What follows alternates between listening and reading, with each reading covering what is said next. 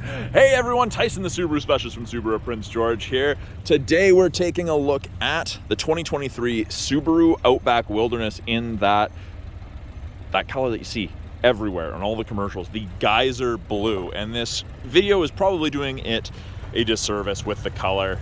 It's actually a combination between World Rally Blue and Autumn Green. That's what Subaru told us. So it's a little different. It's matte but gloss. Like it. So Wilderness, obviously the most off-road oriented model in the Outback lineup. So you get exclusive front bumper, side cladding and rear bumper. It's a little bit more aggressive. It's more plastic cladding. And the reason is plastic's harder to mark up and beat up than paint. And these are designed to go off the beaten path. So that's why. You do also get the two anodized copper recovery tow hook indicators. So you pop those off with something like a flathead screwdriver and you screw the eye bolt in. You do also get those 6-spoke, super bright LED fog lights, Gatling gun style, front view off-road camera. So in the Outback lineup, you get it in the Wilderness and the Premier XT, the top end. Headlights are LED steering responsive. You've got the LED daytime running light surround. Those will turn at speed when you turn. And you get the matte black hood decal, decal, sticker, whatever you want to call it. This is designed to reduce sun glare on the driver, especially when ascending a hill or, mountainous highway. It stops reflection. It does work. I thought it was kind of gimmicky at first, but it has a practical application. You get the more aggressive fender flares. You get the exclusive 17-inch matte black alloy wheels. I quite like the look of them. I've had several customers put these on their limited and premier turbo Outbacks. They look great. You get the Geolander AT tires from Yokohama. So they are actually snowflake rated, and it's right below the L and the O there. So these are considered a winter tire. You are legal for all of the highways in British Columbia. Not as good as a dedicated winter tire, but I do have quite a few clients that are driving them year round right now for the first bit at least. You get the matte black mirror cap with the integrated turn signal. I shouldn't say matte black, more of a matte gray really. And then you get your Wilderness badging. So there's 3 of these badges on the exterior of the vehicle. Down here, bottom rear door, you get Outback and anodized copper. That's a highlight that I really like regardless of the exterior color. These indicators up top here indicate tie down points. Because these crossbars are thicker and they're not the swing across style, you do have to get the Thule extended crossbars. I'm sure there's probably some generic crossbars out there that will fit as well, but these are designed to take a little bit more weight, so you need the heavier dutier crossbars. At the rear, that's the different bumper versus the other Outbacks. So again, more plastic cladding, designed to get beat up a little bit, marked up, not going to be as bad as with paint. You do get the blacked out badging. There's the other Wilderness badge. Symmetrical full-time all-wheel drive. Same anodized copper tow hook indicators on the rear, and then those little black circles, you do get backup sensors in the rear bumper. They will actually apply the brakes if it thinks you're going to hit something between speeds of 1 and 15 kilometers an hour. We do have the backup camera. It has its own little drain over top of it, so I'll show you how to clean that inside. And it is a power liftgate. You can do it from the key fob, you can do it from the driver's seat. It is also proximity, but the proximity doesn't work when the vehicle's running. Lots of room in the rear of the Outback. You get the exclusive Wilderness cargo tray. I guess in the States, some of them aren't coming with this one. They just get the traditional one. All of the Canadian ones that I've seen so far that we've received have this. So very, very cool. I like it. I like the texture. It's just a small little thing that I do like about it. So with the seats folded flat, tons of room. I have lots of clients that camp in their Outbacks. Because of the length, you can do that. It's easy. I'm 6'2", I fit in it comfortably. Up top here, cargo light, it is LED. It's set to door, so it pops on when you open the rear hatch. You can have it shut off if you don't like it or don't need it. We have grocery bag hooks on either side. Hard, physical tie downs. You get 8 of them in the rear of the Outback. We have a little storage cubby. We have a 12-volt power point for any charging needs. And then to fold the seats down, you've got these handles. And obviously they're already down, but they would just flip forward. Now, underneath here, full-size spare tire on a matching alloy wheel. I hope none of you ever need to go in here looking for it. It will happen to someone at some point, but you can do a 5-tire rotation if you really wanted. And because we don't have TPMS sensors here in Canada, you don't need to do any of the reprogramming for the sensors, which is great. This right here is the tow hook, the recovery point that I was talking about. This is where you screw in behind those anodized copper flaps on the front and rear bumpers. Now, we do also have this right here. So you can see I was kind of struggling with the camera and pointing things out, but you just put this hook here and it allows you to pull out the spare tire stuff without issue, without that interfering. So only the Outback in Subaru's lineup has this, but it took me forever to figure out exactly what that was for. But when it was pointed out to me, I thought that was rather ingenious. Now, to close it, I do have the option to close it from the hatch. I can lock and close it when the vehicle's not running, so you don't have to fish your keys out or walk back up front to lock it, or you can pull down manually and it'll power assist. In the second row, this is with the seat still folded flat.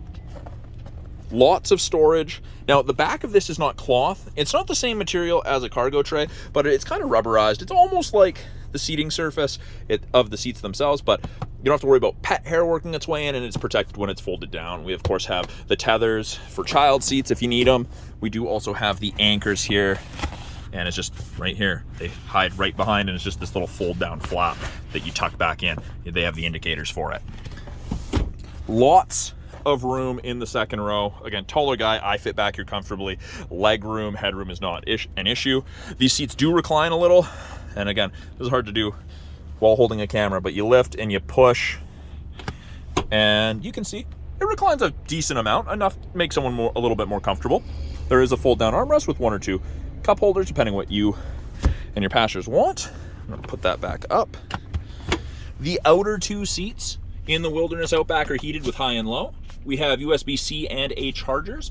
Those will charge your device only. It doesn't give you any connectivity for listening to music. You'd have to hook up for Bluetooth to do that. Map back pockets on both the front seats, on the rear of both seats. We have bottle holders in the doors, in addition to child locks if you need those.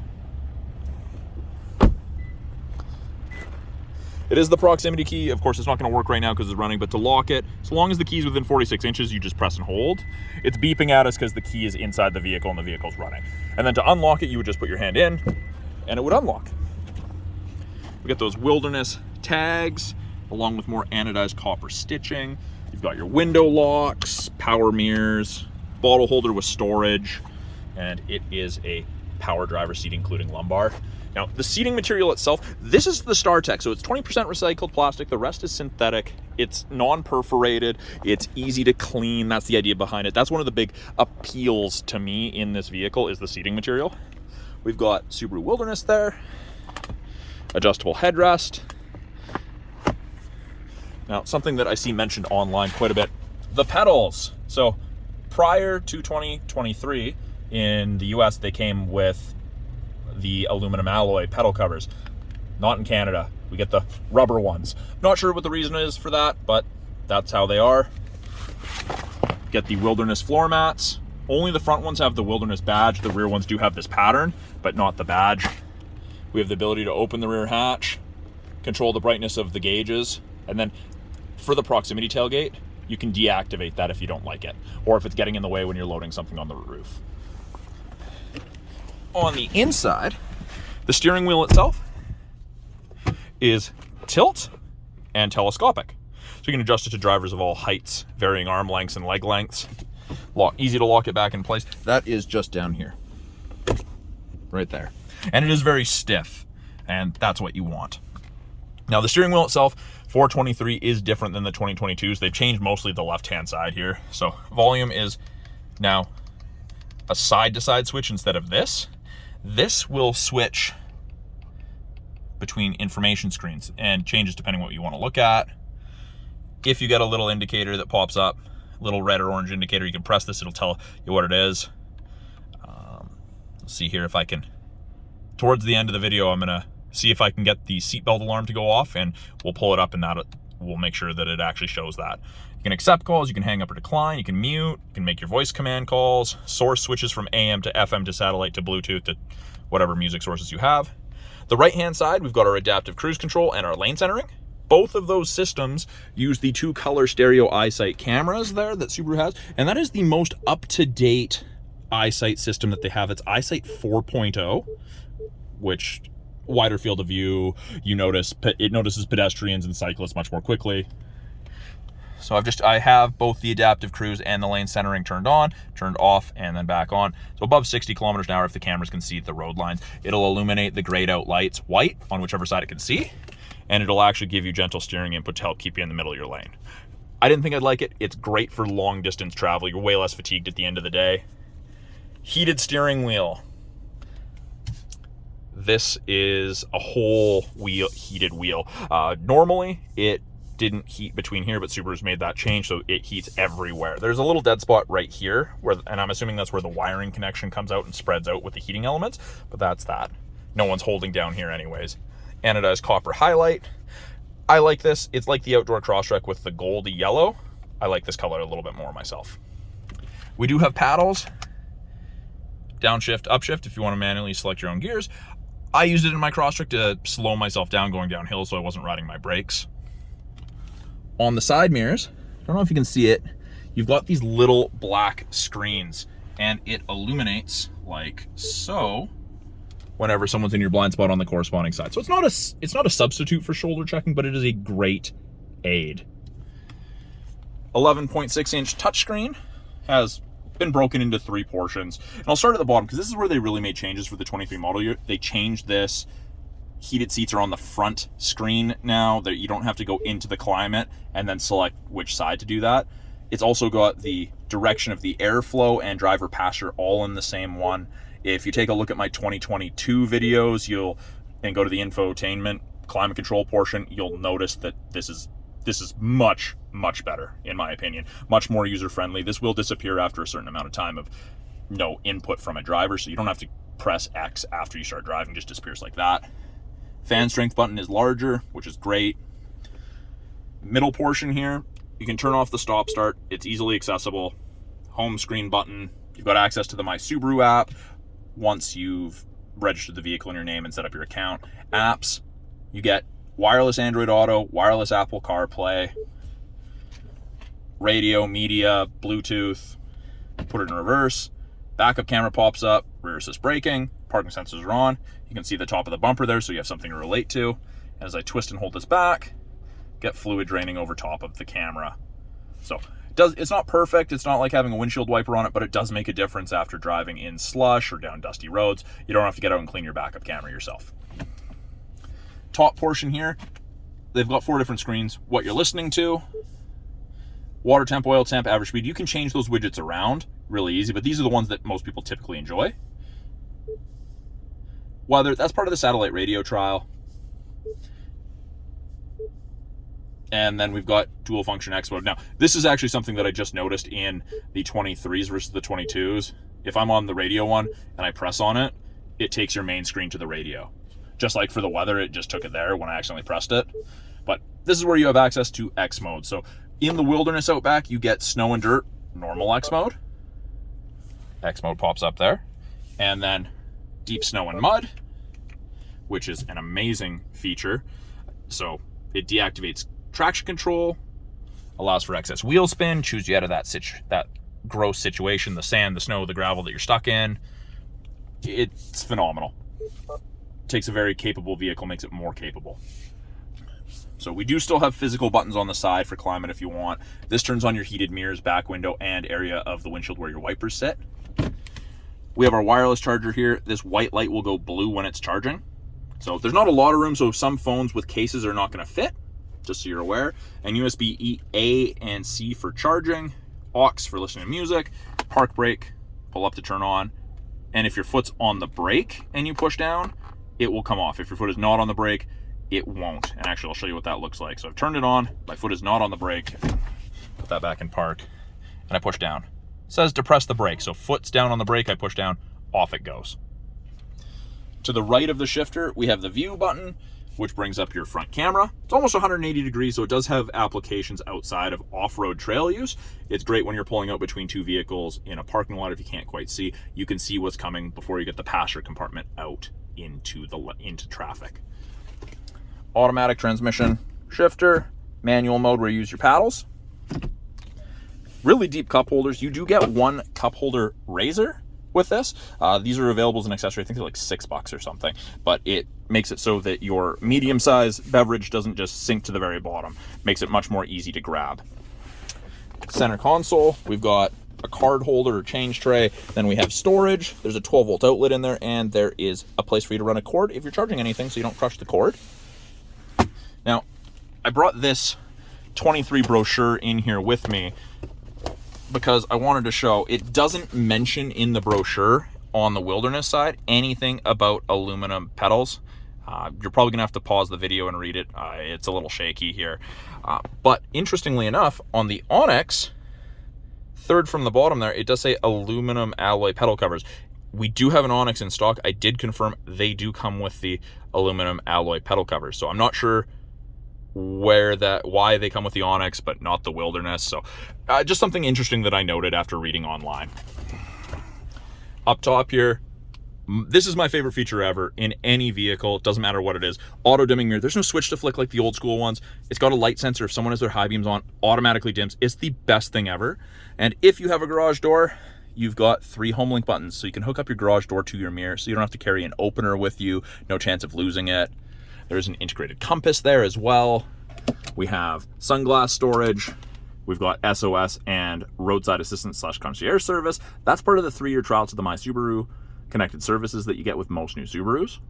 We've got our sunroof controls, and then we have our door light switch. So it's set to door. When I open the door, the lights come on. And these are the map lights. So you just press on the rear and it turns on. Same thing off. It is a manual shade, but it does tilt and slide. And then something that I was mean to show you guys this in the video, but I always forget, is the skid plates. So I'm also going to show you under the engine compartment here, or under the hood, I should say, in the engine compartment. So skid plates on the Wilderness, you've got the front one, the aluminum, so better than nothing, absolutely. This is designed to go off the beaten path, so it's good for that. And then you'll look underneath. See, go along, you've got your skid. You can get an accessory gas tank one, and then there is the rear differential one. Here, I'll take a walk around here to the rear for that. Yeah, the rear differential one. So you are protected a little bit more than the standard Outbacks in that regard. There are beefier skid plates out there, but for a stock application, and for everywhere you're probably going to be taking your Wilderness, they're probably more than adequate. Underneath here, so to open a Subaru hood, newer one, I always go to the right-hand side of the logo, insert my hand facing down, and I move it from right to left. And you can see it's right there. So this is the 2.4 liter turbocharged BOXER engine powering the Wilderness. Can't get it in the 2.5 naturally aspirated. Produces 260 horsepower and 277 pounds-feet of torque. It's a lot of power in a vehicle of this size. They're fun to drive. Pretty much everything in the engine bay the average consumer is going to touch is in yellow. Dipstick, coolant, oil, washer fluid, brake fluid. Oil filters up top, like almost all Subarus. There are a few exceptions, but makes it easy to change. And I always like to drop the hoods, not from a ridiculously tall height, but I find that it just closes better. I don't like pushing on hoods. I don't want a chance denting one. And then something that I do always forget to mention, the gear ratio on this. This is a 411 final drive, so this is the same ratio as the Ascent. That's what allows you to climb steeper inclines and get up to speed faster with the Wilderness. So that is my quick overview of the 2023 Subaru Outback Wilderness in the Geyser Blue. If you guys have any questions about this vehicle, any of the vehicles in our lineup, any of the tech, or you notice something that I might have omitted from the video, please let me know. Ask questions. I'm always looking for stuff to get to you guys. Thanks for watching. We'll talk soon.